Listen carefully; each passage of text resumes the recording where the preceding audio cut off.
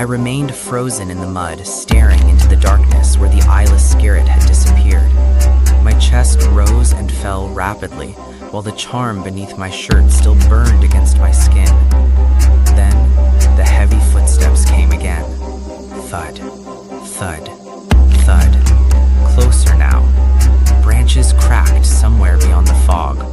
Something enormous was moving through the forest, and it was heading toward me. Every instinct inside me screamed to run. This time, I listened. I grabbed the dead lantern and stumbled through the trees as fast as my legs could carry me. Roots clawed at my feet while thorny branches tore against my arms and face. The whispers followed me through the darkness. He cannot escape. The boy has awakened. The forest knows his name. I covered my ears, but the voices only grew louder. Tears blurred my vision as I ran blindly between the trees. Then, suddenly, the forest ended.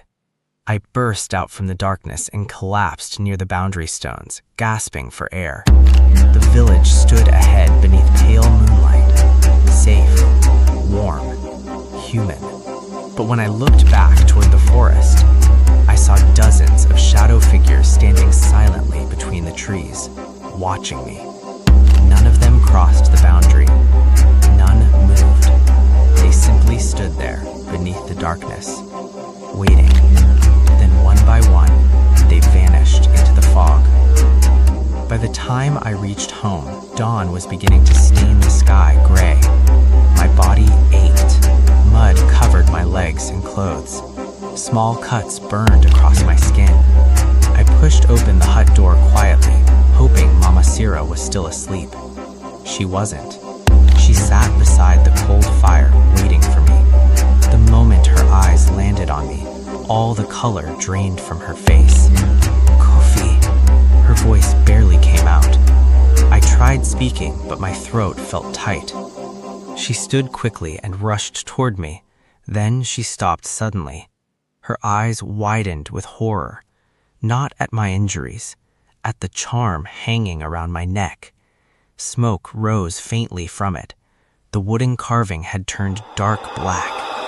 Mama Sira grabbed it instantly and screamed. She jerked her hand away as though burned by fire. Fear filled her eyes. Not normal fear, real fear, the kind that lives deep inside the soul. "Where did you go?" she whispered. I hesitated. The forest. The silence that followed felt endless. Then Mama Sira slapped me, hard. She had never struck me before. Never. Tears immediately filled her eyes. "You foolish child," she whispered shakily. "Do you want them to find you?" "Them?" I asked quietly. She looked toward the hut door nervously, as if someone or something might be listening. Then she grabbed my shoulders tightly. "Tell me exactly what happened." And so I did. At first, the words came slowly. The shadows, the voices, the spirit with no eyes, the thing beneath the tree. But the more I spoke, the paler Mama Sira became. By the time I finished, she looked terrified, not surprised, terrified, as if she already knew these things existed, as if she had been expecting this moment for years. Finally, she sat down slowly beside the fire. Her hands trembled. "Kofi," she whispered, "you must never tell anyone what you heard." I frowned. "Why?" "Because people fear what they do not understand." "I already know that." "No," her voice sharpened suddenly. "You do not understand." The room became silent. Then she looked directly into my eyes. "The spirits you hear are not ordinary dead." A chill crawled through my body. "What are they?" She hesitated. For a moment, I thought she might finally tell me the truth about Father, but instead, she looked away. "There are ancient things living beneath this village, older than the chiefs, older than the forest itself." Thunder rumbled faintly in the distance, though the storm had long passed. They sleep most of the time, but sometimes they call to certain people. My breathing slowed. Like me? Mama Sira closed her eyes. Yes. Fear twisted inside my stomach. Father heard them too, didn't he? The moment I said it, silence crushed the room. Mama Sira's face broke completely. Pain flooded her eyes. Deep pain, the kind carried for years. He should never have answered them, she whispered. I moved closer carefully.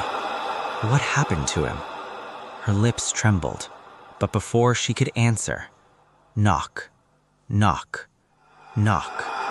3 slow knocks hit the hut door. Both of us froze instantly, not because someone knocked, but because the sound was wrong. Too heavy, too deliberate, exactly like the knocking below the floor during the storm. Mama Sira slowly stood. Her breathing became shallow. Another knock came. Knock, knock, knock. Then a voice spoke from outside. A man's voice. Low,